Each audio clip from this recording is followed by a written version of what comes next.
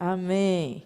Eu terminei falando de Romanos 8, 31 e 32, falando sobre o que Deus pensa ao nosso respeito. Amém? O que Deus fez através de Jesus Cristo na cruz. E tudo está resolvido lá. Amém? Eu quero ir caminhando para o fim desse assunto dizendo o seguinte. Nós podemos sim confiar nesse Deus, nesse Senhor, que é sempre fiel ao que fala, que nos promete coisas, que vela sobre a sua palavra para cumpri-la e sempre cria meios para nos abençoar. Amém? Irmãos, nós precisamos ter a consciência de que sempre valerá a pena viver para Deus. Amém? Muitas vezes, eu sei que na igreja, de um modo geral, e quando eu falo igreja, eu falo sobre o corpo de Cristo espalhado pela terra. Existem muitas pessoas que elas estão decepcionadas, magoadas, machucadas, por causa daquilo que outras pessoas fizeram ou deixaram de fazer. Mas a gente precisa amadurecer e desvincular Deus das pessoas. Amém? Eu sinto muito, porque na maioria das vezes é Deus que sempre paga o pato. Deus sempre sofre o dano, a gente sempre desconta em Deus sobre as coisas que acontecem ou sobre as coisas que não têm acontecido. A gente sempre acha que é responsabilidade de Deus. Então, quando nós olhamos para as Escrituras, à luz desse assunto de aliança de sangue, nós vamos compreender que, na maioria das vezes, as coisas estão acontecendo ou deixando de acontecer por aquilo que nós fazemos ou deixamos de fazer, e não por aquilo que Deus quer ou deixa de querer. Você entendeu? Muitas vezes nós ficamos vivendo as nossas experiências nas nossas casas, no nosso cotidiano, no nosso dia a dia, e a gente se questiona, mas, Senhor, por que isso está acontecendo? Pai, por que você está deixando isso acontecer? Por que tem tanto sofrimento na minha vida? Por que você permite isso aqui acontecer? Não é? Não sei se você já se perguntou isso, mas eu já me perguntei, e eu sei que essa é uma pergunta equivocada. Na maioria das vezes não é a pergunta certa a ser feita. À medida que nós estamos perguntando, Senhor, por que você está deixando isso acontecer? Deus está lá do céu olhando para você e dizendo, por que você está deixando isso acontecer? Nós precisamos entender que quando entramos em aliança com Deus, nós temos tudo que Deus tem. Além disso, nós temos o poder do sangue, nós temos o poder da palavra, nós temos o Espírito Santo dentro de nós, amém? Nós temos o nome de Jesus que está acima de todo nome, e nós podemos usar tudo isso que Deus já nos deu, nós podemos crer naquilo que já aconteceu na cruz do Calvário, e viver e desfrutar daquilo que já foi comprado, amém? Imagina que eu sou uma pessoa bem rica, e eu vou até você. Obrigado pelo amém. Tem uma pessoa crendo, o resto está nem, né? E eu vou até você e digo assim, eu vou usar a Cláudia como exemplo, digamos que eu seja uma pessoa bem rica e ela seja uma pessoa que está cheia de dívidas. Isso é só um exemplo, amém? Não que eu não seja rica, porque eu sou, amém, aleluia. Amém. Mas ela não está cheia de dívida. Mas digamos que ela se envolveu numa série de problemas, e ela está cheia de dívidas. Ela é minha amiga pessoal, e eu tenho condições financeiras de ajudá-la. Então, eu vou até ela e digo assim, Cláudia, eu quero que você me traga, na próxima aula, sexta-feira, aí você vem para ser abençoado, amém? Eu quero que você me traga todas as suas faturas, todas as suas contas, e eu vou pagar para você. Então, ela junta tudo que ela tem, e ela traz para mim. Na segunda-feira, eu vou ao banco, eu pago tudo, e na segunda-feira à noite eu entrego para ela. Amém? Isso é um presente, eu estou te abençoando. Eu não estou emprestando dinheiro. Eu estou resolvendo os problemas dela porque eu gosto dela e eu posso fazer. Tudo bem? Se eu fizesse isso por você, você ia ficar pensando assim. Na sexta-feira, quando você me trouxe as faturas, você ia ficar pensando assim, meu Deus, e agora? Como é que eu vou pagar esse monte de conta? Eu nem teria pago suas contas ainda, mas porque eu disse que ia fazer, você já ia para casa aliviado. Meu Deus, meus problemas acabaram. Verusca resolveu tudo. Está tudo pago. Agora você recebe as faturas na segunda-feira, tudo pago, com aquela impressãozinha do banco, está tudo pago. Você ia ficar pensando assim, e agora, como é que eu pago essas contas? Não, ninguém paga uma conta duas vezes. Se isso acontece por algum erro de sistema do fornecedor de serviço, nós rapidamente entramos em contato para que aquilo seja estornado ou ressarcido. É ou não é? Quem aqui gosta de pagar a conta 2 vezes? Ninguém, né? Tudo já foi resolvido na cruz. E é essa a consciência que a gente tem que ter quando a gente lê Romanos 8, 31 e 32, como citei agora há pouco. Amém? Que diremos, pois, a respeito destas coisas? Se Deus é por nós, quem será contra nós? Se Ele chegou ao ponto de dar o seu próprio filho, porventura nos negaria alguma coisa? Eu vou dar um exemplo para você entender o que significa Romanos 8, 32. É um exemplo bem abaixo do que realmente significa, mas vai trazer uma alusão daquilo que Deus, ou daquilo que Paulo estava querendo dizer. Digamos que você está no seu carro dirigindo, e no banco de trás está a sua criança na cadeirinha amarrada. Digamos que você tem um filho que é criança, assim como eu que está lá atrás. E você para num farol, e vem alguns assaltantes para levar seu carro. Você sai do carro, mas antes de liberar o carro, você quer uma coisa. Por favor, deixa eu tirar meu filho. Sim ou não? Não é? Naquele momento, o que vale mais? O carro ou o filho? Eles podem levar o carro. Você até pensa assim, não importa se nunca mais eu vejo esse carro, mas eu não posso deixar que eles levem meu filho. É ou não é? Pronto, é esse sentimento que está descrito em Romanos 8, 32. Se Deus chegou ao ponto de dar o filho... Olha, eu tenho um filho de 4 anos de idade, alguns de vocês o conhecem. Se Deus dissesse assim para mim, olha, Verusca, para esse povo que está te ouvindo hoje à noite, ser salvo, você precisava arrancar, cortar fora, o dedo pequenininho do pé do Petros, que é o meu filho de 4 anos. Eu sinto muito, mas você ia para o inferno, porque eu não ia cortar o dedo do meu filho. Eu não ia. Talvez você ame tanto o povo que você até entregasse para a morte. Eu estou só dizendo arrancar o dedinho do pé. Eu não faria isso por vocês. Porque eu amo mais o meu filho do que a vocês. Eu preciso ser sincera. Amém? Deus sabe do meu coração, irmãos. Eu não faria. É isso que Paulo está dizendo. Se Deus deu o seu filho, era o que ele tinha de mais precioso. Você acha que Deus vai negar para você pagar uma conta, resolver um problema? O nosso erro é a gente pensar que o nosso problema é um problema para Deus. O nosso erro é a gente pensar que Deus olha do céu e diz assim, meu Deus, né? Deus dizendo meu Deus é bom, né? Por amor de mim mesmo, como é que eu vou resolver isso aqui? Não.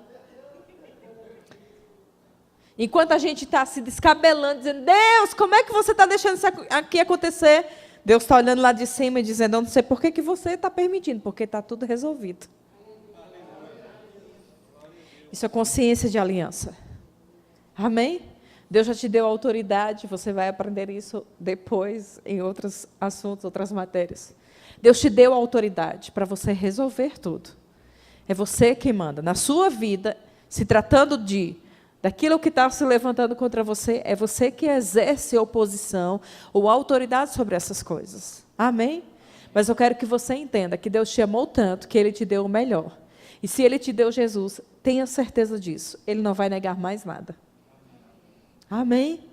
É Deus, irmãos, foi Deus quem tomou a iniciativa, Ele que inventou, teve a brilhante ideia de entrar em aliança contigo, foi Ele que escolheu te prometer o que Ele te prometeu, e eu vou te dizer, funciona, é verdade. Quando Deus te disse alguma coisa, era de verdade, não era de brincadeirinha. Deus não está brincando de esconde-esconde. Deus não está querendo manter as coisas em mistério. Ele pensa coisas, porque Ele pensa, Ele acredita, porque Ele acredita, Ele fala. E Ele fala, e Ele repete, e Ele fala de novo, até que você fique convencido, diga, meu Deus, eu creio nisso. Na minha vida vai ser como você falou. Amém? Estar em aliança com Deus, querido, é entregar toda a sua vida para Ele, para ter tudo que Ele tem de volta na sua vida. Deus não entrou em aliança conosco para nos tirar nada.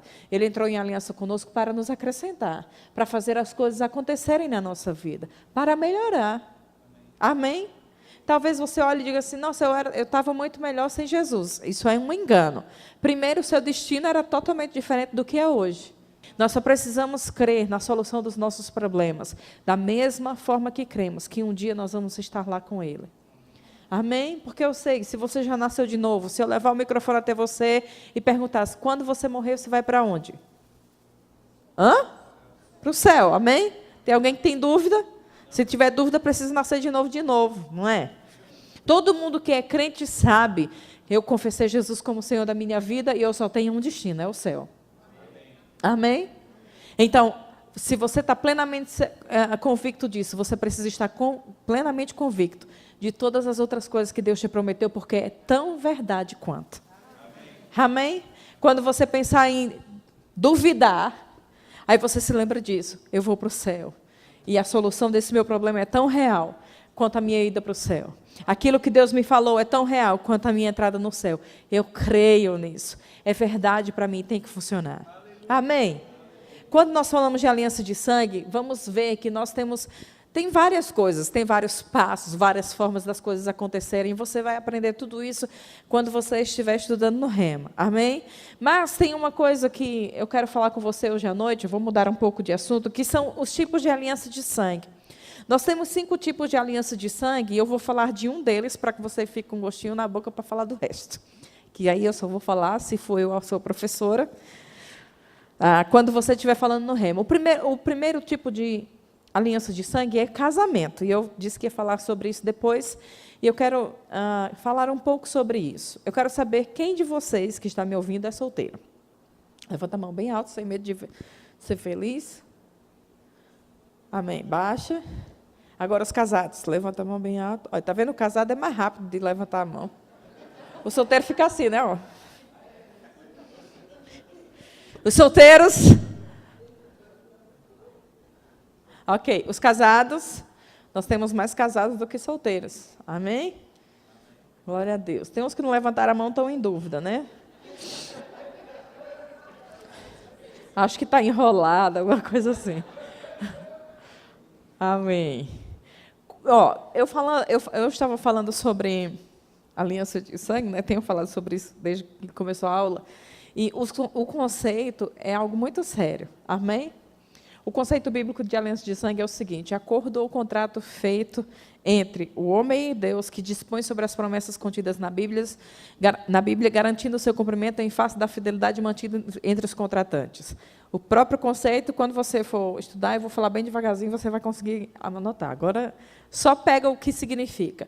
Isso significa que o que garante o cumprimento das promessas é a fidelidade mantida entre as duas pessoas que estão em aliança. No nosso caso, Deus e nós. Amém? Eu já falei que Deus sempre faz a parte dele, agora nós precisamos fazer a nossa. Quando falamos de casamento, nós estamos falando sobre duas pessoas que decidem entrar em uma aliança. Porque, olha, se conhece e diz, meu Deus, eu não posso viver sem essa pessoa, eu tenho que viver com ela o resto da vida.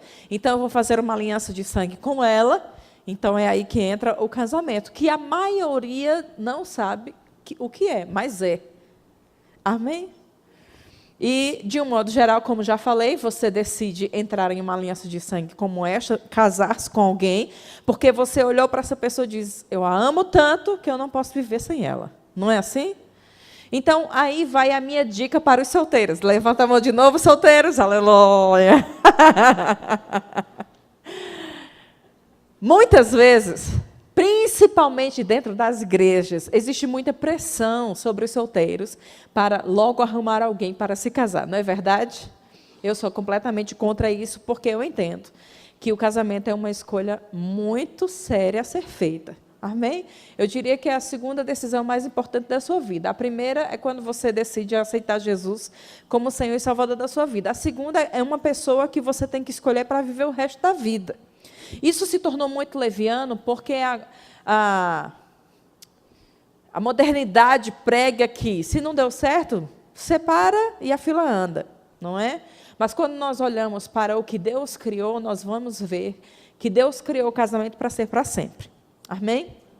E eu não quero com isso lançar nenhum tipo de condenação contra ninguém ou sobre ninguém, porque eu sei que cada história é uma história, eu sei que você talvez tenha construído um casamento sem o conhecimento da palavra e se separou, enfim. Depois a gente fala sobre esses pormenores. no momento, eu posso falar com você sobre o que é o plano perfeito de Deus. O plano perfeito de Deus é você conhecer alguém que você ame, que deseje viver com ela para sempre, e então faça uma aliança. Quando nós decidimos casar, nós nos colocamos diante de um juiz, de um pastor, ou até mesmo de um padre, dependendo da época que você casou, e diante dessas pessoas você troca aqueles votos, não é verdade? Eu prometo ser fiel a você, te amar, te respeitar, na alegria ou na tristeza, na doença ou na saúde, na riqueza ou na pobreza, até que a morte nos separe, amém, não é? Na primeira briga, a gente já quer separar sem esperar pela morte, porque a morte está demorando demais, afinal de contas, eu queria mesmo era matar essa criatura, não é? A verdade é que, na primeira dificuldade, nós esquecemos tudo que nós prometemos, nós esquecemos tudo que nós juramos, as juras de amor, aquilo que a gente fala quando está apaixonado, né? O amor é tão lindo, colorido, cheio de coraçãozinho vermelho, mas a realidade é diferente. Muitas vezes nós queremos casar porque pensamos, meu Deus, eu preciso fazer sexo, meu Deus, Jesus, me ajuda.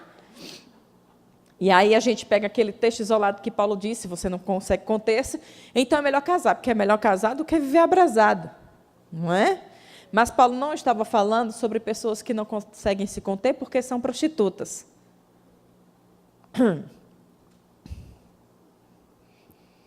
Se você não resolve o seu problema de fraqueza sexual, você vai ser somente um prostituto casado. Depois que você cansar daquela pessoa, você vai procurar outra que satisfaça o seu desejo carnal. Então, primeiro você se trata pela palavra e depois você se casa com alguém. Alô? Então, se você é solteiro, escolha bem direitinho. Pare com essa história de dizer, meu Deus, eu já tenho 20 e tantos anos. E daí? Você não é um número. Por que você está se pressionando? Na Bíblia não existe nenhum lugar escrito a idade que você deve casar. Tem gente que tem 30 anos, não sabe cozinhar, não sabe lavar, passar. Mas, Verusca, eu amo. Mas, irmã, eu vou te dizer uma coisa, viu? Homem quer casa limpa, roupa lavada e passada e comida na mesa. Não se engane, não. A gente casa pensando que casamento é lua de mel, né? Se você teve uma boa lua de mel, assim como eu, a gente vai para aquele hotel maravilhoso. Meu Deus, que saudade daquele hotel. Você acorda, tem aquele café top. E se tem uma coisa que eu gosto, irmão, é de café da manhã. Eu passo 2 horas sentada só no meu café da manhã. E, por favor, não me interrompa. Se é no hotel, né? Se é em casa, é 2 minutos. Deixa para lá. Aquele café maravilhoso. Aí você sai, vai para a praia. Quando você volta, como um passe de mágica, seu quarto está arrumado. A cama feita, as toalhas limpas lá para você. Meu Deus, isso é perfeito! Foi para isso que eu nasci, meu bem. Obrigada, aleluia. Aí você está em lua de mel, está viajando, você não vai fazer almoço, você vai comer no restaurante. Aí você está lá na piscina, aí vem um garçom, te traz uma bebida na piscina. Isso é lua de mel. Gente, isso é uma vida perfeita. Mas isso não é casamento. Quando você volta do hotel, é da seguinte forma. Se quer tomar café, coisa linda, vai para a cozinha e vai fazer você mesmo. Porque lá não tem ninguém, não. Levantou, você volta para o seu quarto e está lá. Os cobertores, está tudo lá. A cama não está feita. Se você não fizer, ninguém vai fazer. Isso é casamento. Não é? No casamento, você está lá, aquela coisa romântica, né? Descobrindo o corpo do seu cônjuge. Você vai fazer amor no outro dia, você faz de novo. Quando você passa alguns meses, você diz, não encoste em mim, miserável.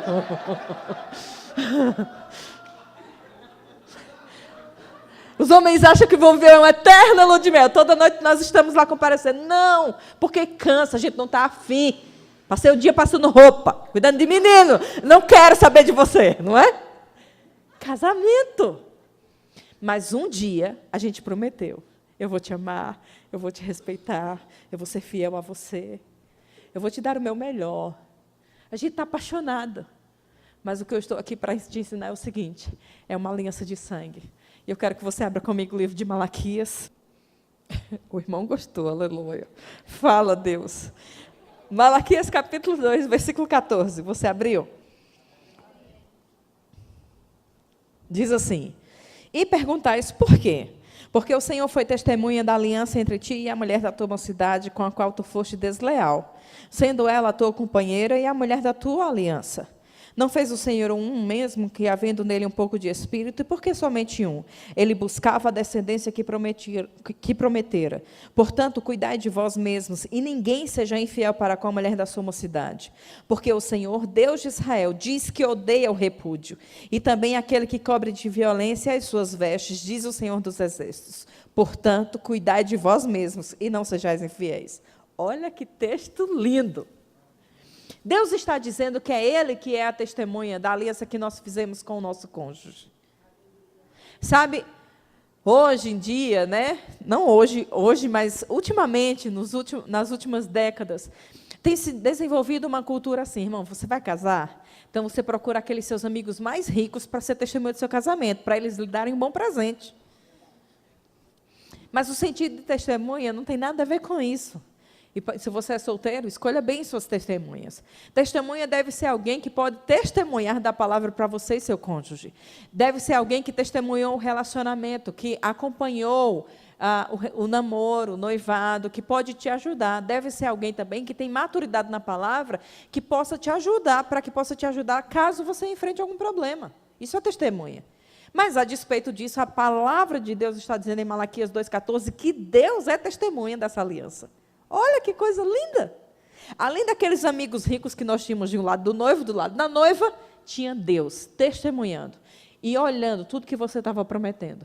E o mesmo Deus que estava olhando tudo que você estava prometendo é o Deus que está te olhando no dia a dia, te vendo descumprir aquilo que você prometeu. Aí você sorri, disfarça e faz de conta que eu estou falando com a pessoa que está sentada atrás de você, ela não vai nem perceber. Quando nós dizemos que vamos fazer alguma coisa e deixamos de fazer aquilo por causa daquilo que o nosso cônjuge deixou de fazer. Alô? Acabei de falar um pouco atrás que numa aliança de sangue as duas pessoas devem fazer a parte que lhe cabe. Ok? No casamento tem a parte do meu marido e tem a parte que é minha. A parte que é dele, ele vai prestar conta diante de Deus. A parte que é minha, eu presto conta diante de Deus. E naquele dia que eu estiver diante do Senhor, eu não vou poder dizer assim, Senhor, olha, eu não fiz por ele, porque ele não fez por mim. Porque se você olhar o que está escrito aí em Malaquias 2, está dizendo por 2 vezes, cuidai de vós mesmos, para que vós não sejais infiéis. Então, cada um cuida de si. Mas, Verusca, ele não está fazendo. Eu sei, meu marido não faz algumas vezes também. Mas não é porque ele não faz que me dá o direito de não fazer. Porque eu prometi diante do Senhor que ia cuidar, que ia amar e que ia fazer uma série de coisas. Amém? Eu era tão ingênua que quando eu era solteira, eu trabalhei um tempo na casa de um casal e eu passava a roupa desse abençoado. E o irmão era pregador, então tinha muita roupa social, né? E eu passava as camisas desse pregador, feliz da vida. Me sentia tão orgulhosa quando eu via aquele pregador pregando a palavra com a roupa que eu tinha passado. E eu ficava, Senhor, me dá um marido para eu passar a roupa. Oh, Jesus. Se eu soubesse que estava pedindo.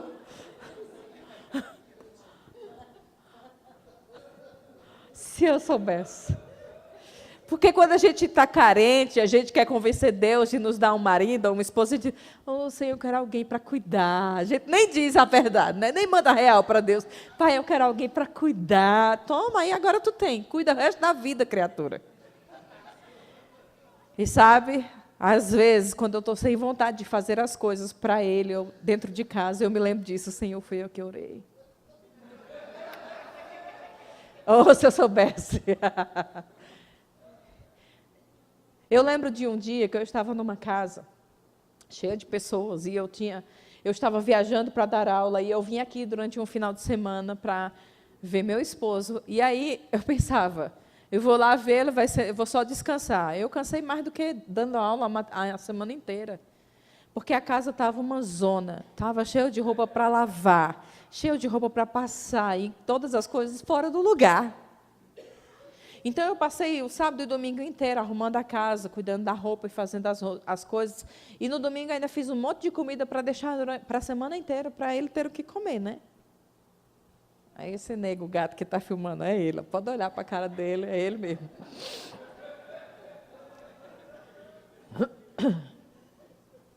E quando eu voltei, eu estava conversando, né? Tinha alguns pastores, algumas esposas de pastores, a gente estava conversando, e eu contando como foi meu fim de semana. E uma mulher, o pastor disse assim, nossa, que dureza, né? Eu disse, não, irmã, dureza é você não ter um marido para cuidar.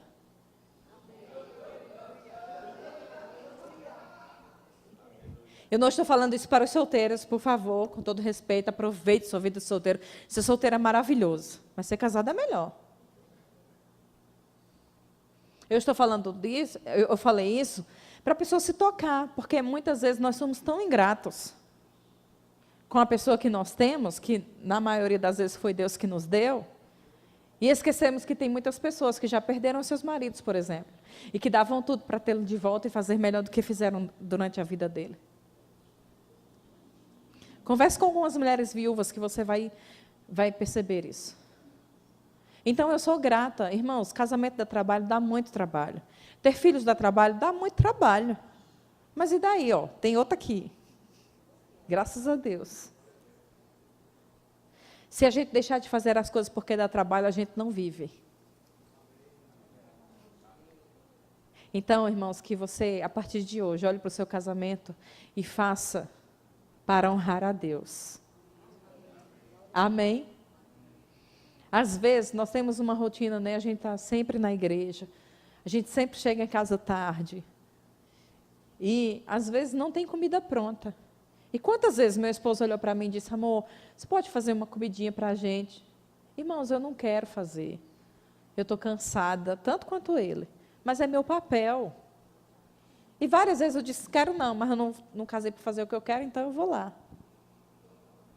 Eu lembro de uma viagem que nós fizemos, que era para ser uma viagem de 4 horas, foi quase 15 horas. A gente passou o dia na estrada. E eu estava esgotada. Mas, sabe, a gente passou o dia na estrada comendo porcaria, comendo chocolate, biscoito, salgadinho, comendo essas coisas que não alimenta, só engana. E quando eu cheguei em casa, eu pensei, meu Deus, eu preciso fazer uma comida, que a gente precisa comer comida. Eu não queria, eu estava cansada. Eu estava com as pernas inchadas, tanto tempo na estrada. Mas eu fui para a cozinha, porque eu e a minha família, nós merecemos o melhor. Nós temos uma cultura, talvez você não, mas você tenha visto muito sua mãe fazer isso.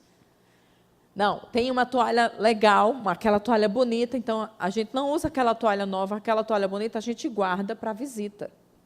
Então, quando uma visita chegar, tem uma toalha que preste para ela usar, não é? Aquele jogo de cama também bacana, guarda, porque quando vier uma visita dormir, tem uma coisa legal para a pessoa usar. Aquela toalha de mesa branca, Deus me livre usar. Guarda, quando for uma visita, a gente usa. No dia a dia, a gente usa aquela que está já suja de molho de tomate mesmo, é só a gente. E a gente dá sempre o melhor para a visita e sempre o resto para aqueles com quem nós prometemos diante de Deus que ia dar o melhor.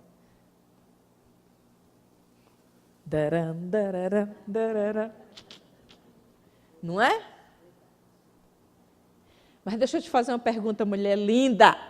Quem é que te aguenta de TPM? Quem é que paga as contas? Quem é que te vê de cabelo penteado e de cabelo despenteado? Quem é que te vê com cinta e sem ela? Eu não sei o que é pior.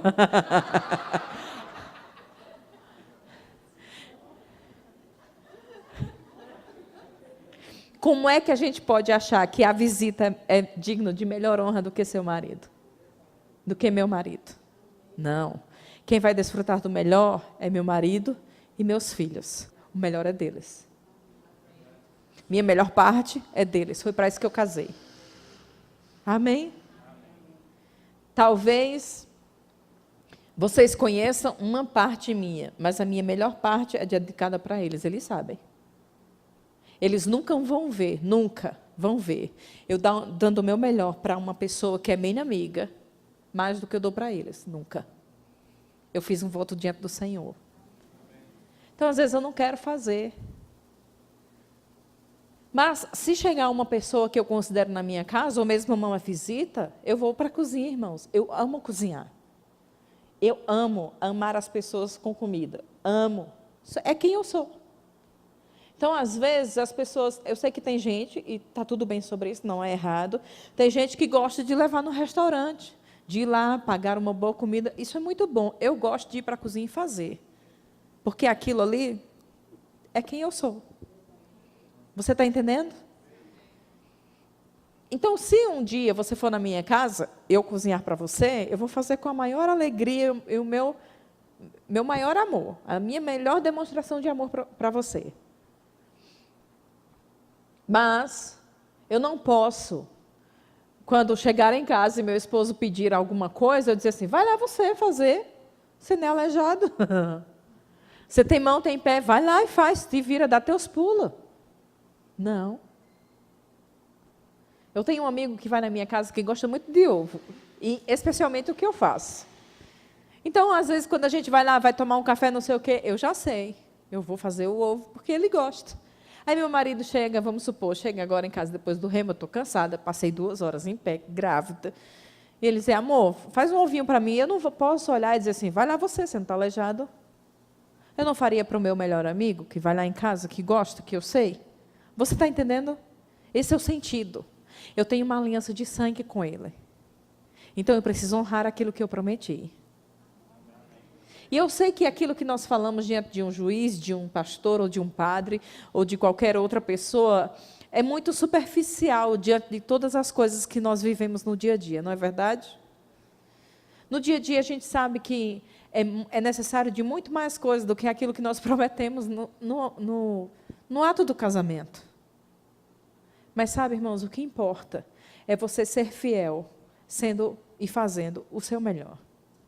Isso aqui é o meu melhor. Entende? Deus não vai te cobrar pelo tempo de ignorância. Mas, se o conhecimento chega, Deus vai te cobrar por aquilo. Amém? Eu sei que tem muitas coisas que nós fazemos e deixamos de fazer dentro do casamento, porque não sabemos o quão importante isso é para o nosso cônjuge. Então, às vezes, vamos supor que meu esposo goste muito de uma coisa. Eu vou falar de mim. Eu gosto muito de café com pão e manteiga. Eu gosto de acordar e ter isso para eu comer. Eu gosto. Mas, às vezes, não tem. E, às vezes, ir numa padaria para comprar um pão fresquinho é um sacrifício, porque ele está com sono, está com preguiça, ele não quer ir. É normal. Não é sempre que a gente quer fazer. E, às vezes, ele não vai, está tudo bem sobre isso. Mas, às vezes, ele se sacrifica e vai. E eu me sinto amada. É uma coisa tão simples. Você está entendendo? Porque casamento é construído de coisas simples. E é destruído por coisas pequenas. Se você perguntar para as pessoas que já se separaram, a maioria dos motivos são coisas pequenas. Agora eu te pergunto, por que uma coisa tão pequena destrói uma coisa tão poderosa como uma aliança de sangue? Porque nós não cuidamos das coisas pequenas. Achamos que a gente pode viver a vida ignorando aquilo, e nós não podemos. Pode ser muito pequeno. Como e jogar um lixo fora. Quantas vezes a sua mulher já brigou com você porque você não foi jogar o lixo fora? Hã? Não precisa responder. Mas só se lembre disso. E você não entende. O homem pensa assim, meu amigo, é só um saco de lixo. Por que essa mulher está com tanta raiva por causa de um saco de lixo? Porque para a mulher não é somente um saco de lixo. Eu vou te dar a resposta da sua pergunta. Você quer ouvir? Para a mulher, é muito mais do que um saco de lixo. Para a mulher, é porque você não está sendo homem suficiente para fazer uma coisa simples que ela pediu. Uma coisa simples. Não é simples, irmão? Pegar um saco de lixo e colocar na rua, ou colocar no lixeiro do seu prédio, é muito simples. Mas aprenda uma coisa, entenda uma coisa. Se a mulher tiver que falar mais de 3 vezes sobre uma coisa, ela vai lá e faz. Não é porque ela quer ser o homem da casa. Não é porque ela quer ser o cabeça. É porque falar a mesma coisa várias vezes cansa. E para evitar o desgaste, ela vai lá e faz. Então, quando a sua mulher lhe pedir alguma coisa, pense sobre isso. Imagine que você vai na sua igreja, a sua igreja está em reforma, você precisa ajudar, você quer ajudar, então você vai lá, dedica o seu tempo, você vê uma lâmpada que não está acendendo, aqui não tem nenhuma, né? Deixa eu ver aqui. Não. Mas digamos que você veja aqui uma lâmpada que não está acendendo, e você olha e diz, meu amigo, eu vou ajeitar isso aqui. Eu vou ali, vou comprar uma lâmpada, vou trazer, vou trocar, se for um negocinho que mantém, eu esqueci. Enfim, eu vou ajeitar. Mas na sua casa tem uma torneira pingando faz 3 anos. E você nunca ajeitou. Como você acha que a sua esposa vai ver isso? Hã? Nós somos muito rápidos, às vezes, para ser uma bênção dentro da nossa igreja, no nosso trabalho, por onde a gente anda. E a gente quer chegar em casa e apenas ser servido e nunca servir. Está errado, irmão. O nosso melhor é dentro da nossa casa. Amém? Eu vivi muito tempo da minha vida solteira, toda a minha juventude, dos meus 14 até meus 30 anos de idade, 16 anos da minha vida sem pai. Uma parte disso tinha meu irmão mais velho em casa, mas não adiantava de muita coisa. Então, muitas vezes, para ajudar minha mãe, eu fiz serviços que era de homem fazer, como trocar uma lâmpada. Já até arrombei porta. Esquece essa parte. Mas eu já ajeitei coisas dentro de casa que são coisas de homem, para homem fazer. E quando eu casei, eu tive que entender que agora eu tinha um homem dentro de casa. E que era papel dele fazer essas coisas. Então, quando era necessário, eu dizia, tem que fazer.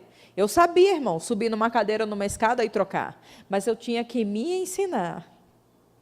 Você está entendendo? A depender. É outra história. É outro lado. Mas imagine que tem um camarada, não é o caso do meu marido, graças a Deus, que é preguiçoso e não faz nunca. A mulher vai tomar a frente e vai fazer. Os dois estão errados. Amém? Você tem que aprender a depender, a esperar, a desacelerar. E eu sei que a maioria das brigas dentro de casa é, mas tem que ser no seu tempo. E por que nunca é no tempo da outra pessoa também? Amém? Se a gente anda em amor, irmãos, dentro de casa, isso vai eliminar a maioria das nossas brigas, a maioria das discussões, a maioria das diferenças. Elas são sanadas quando nós decidimos andar em amor. Amém? Eu lembro que a gente tinha poucos meses de casado e ele saiu para trabalhar e eu passei o dia limpando a casa. E você sabe que cansa. Eu passei o dia faxinando e quando ele chegou sujo, sentou no sofá, sujo. Tirou o sapato sujo, jogou de um lado, tirou a meia suja, jogou do outro lado. Tirou o casaco, a jaqueta, jogou de um lado. Aí se levantou para ir para o quarto. E ele foi tirando a roupa e soltando. E eu atrás dele, apanhando, pegando do chão e reclamando, até o quarto. E quando a gente chegou no quarto, ele sentou de um lado da cama, sujo, que eu tinha trocado a roupa de cama, quase tive vontade de matá-lo. Eu sentei do outro lado dizendo, mas eu passei o dia limpando. E isso?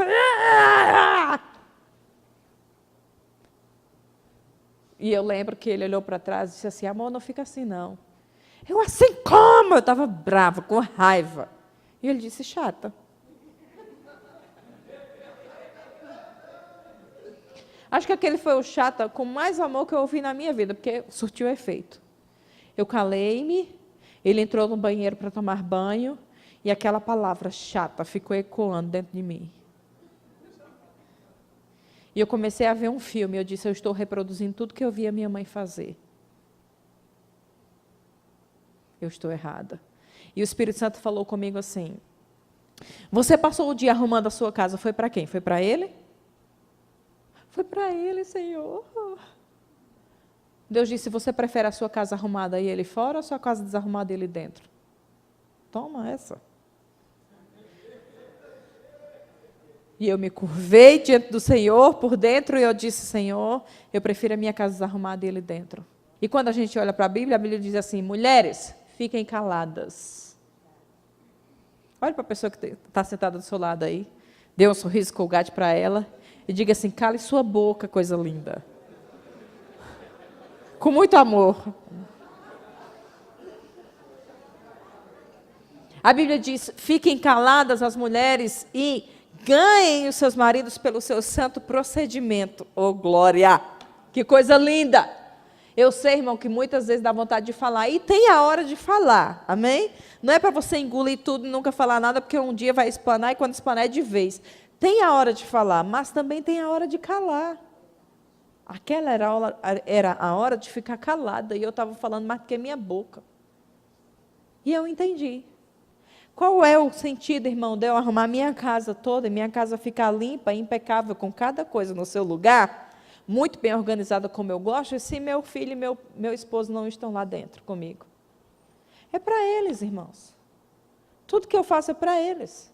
Então, se tem que tirar as coisas do lugar, então, isso é viver, isso é casamento. Amém?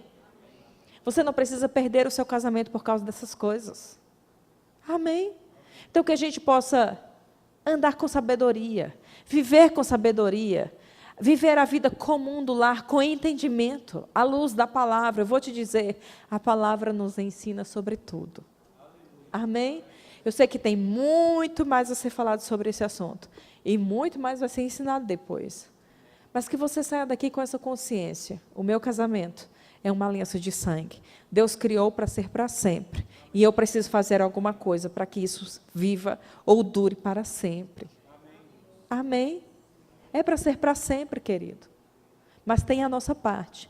Sabe, o nosso problema muitas vezes é que nós queremos o resultado que Deus diz, sem fazer aquilo que Deus manda fazer. Não vai funcionar. Amém? A gente quer o resultado da palavra fazendo aquilo que o mundo prega. Mas enquanto você estiver fazendo aquilo que o mundo prega, você vai ter o resultado que o mundo tem. E o resultado do mundo é esse: não presta, separa. Amém? Não é esse o padrão de Deus. O padrão de Deus é: se não tem alguma coisa certa, vamos consertar. Vamos ver o que está dando problema e vamos cuidar daquela área que tem problema. Amém? Vamos nos corrigir, vamos dar o nosso melhor.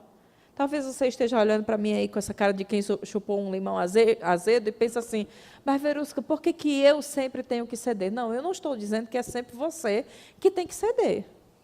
Mas você tem que concordar comigo que se é você que está ouvindo essa palavra, Deus quer que comece por você. Amém? Não é essa coisa assim, eu vou fazer se a outra pessoa fizer. E se a outra pessoa for para o inferno, tu vai junto? Eu não quero ir, irmão. Se meu marido quiser ir para o inferno, vá sozinho. Eu quero ir para o céu. Amém? Eu vou dizer de novo, não vai funcionar naquele dia, estar diante de Deus e dizer, Senhor, eu não fiz porque Ele não fez.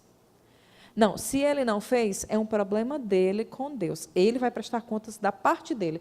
Eu vou prestar contas da minha. A Bíblia diz, cuide de você mesmo.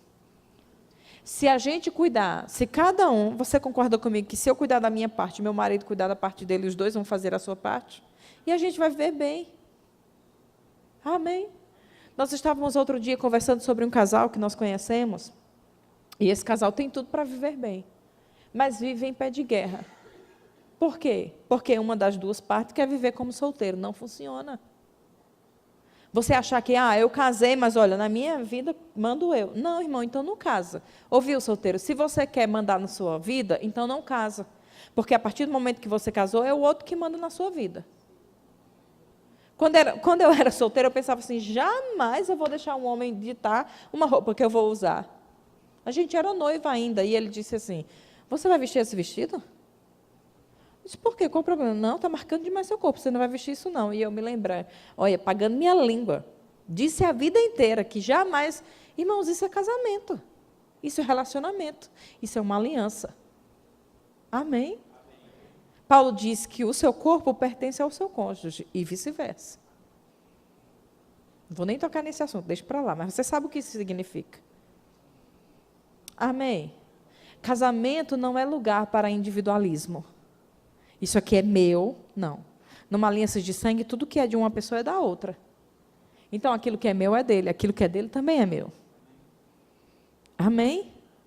Não existe lugar para, não, a senha do meu celular é minha. Você não mexe no meu celular, o celular é meu. Por que não? Por que você precisa esconder alguma coisa no seu celular? Está errado? Se quer viver assim, não casa. Amém, solteiro? Se você quer viver uma vida sem ter que dar satisfação a ninguém, não case. Porque quando você casa, você tem uma pessoa para prestar contas. Você não faz só o que dá na sua cabeça. Você só faz se a outra pessoa quiser fazer também. ou se a outra pessoa quiser concordar. Isso é se você quiser viver em paz. Se quiser viver em pé de guerra, vai ter tudo para ser feliz e vai ser infeliz. Tem tudo para viver uma vida boa e não vai viver. Amém? Mas se você quer o plano de Deus, aquilo que a palavra promete, é mais fácil do que você imagina. Amém, queridos? Você pode ficar de pé para a gente orar?